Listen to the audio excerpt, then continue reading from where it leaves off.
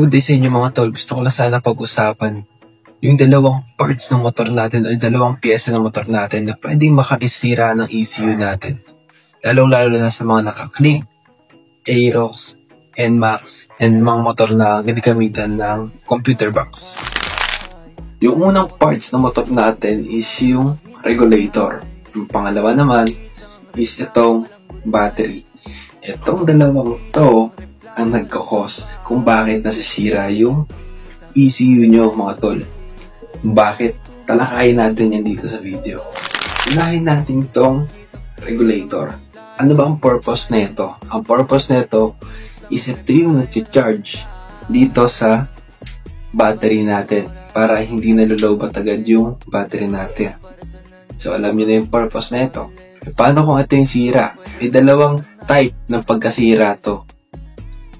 It's either overcharging or sira at hindi siya nag-charge ng maayos. Paano nga ba natin to malalaman kung sira na? Pag pinaklas nyo to sa motor nyo, huwag nyo tatanggalin. Is i-on nyo lang yung motor and mag-wait kayo ng 3 to 5 minutes at hawakan nyo to. Pag napaso kayo, isa na yun sa sign na hindi na nananakbo to ng maayos.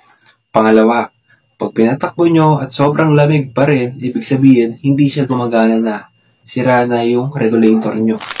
So, ano nga ba yung tamang lamig o tamang temperature ng regulator natin? Pag naka-start na yung motor nyo, it's either ibiyahin nyo na yung mahaba, yan, papuntang Opasina o papuntang Palengke. At pag ginawa nyo, dapat yung temperature nito is kaya nyong hawakan nang hindi kayo napapasok. Hindi yung paghawak nyo pa lang para kayong humawak ng takore na bagong kulo. So, bakit nga ba ito yung importante pagdating sa ECU natin? Ito kasi yung nagbibigay ng voltahe papunta dun sa ECU natin. Ibig sabihin, isa siya sa supply o supplier ng kuryente natin. At pag mataas ang kuryente at ang kulang ang kuryente pagdating sa ECU natin, pwede makasira ito ng motor o ng ECU natin. Punta naman na ngayon tayo sa battery. Itong battery natin mga tol is may lifespan to. Depende sa battery and depende kung anong type ng battery yung meron tayo sa motor natin. So paano nga ba natin to makikita kung sira na? Paano natin to ma-prevent?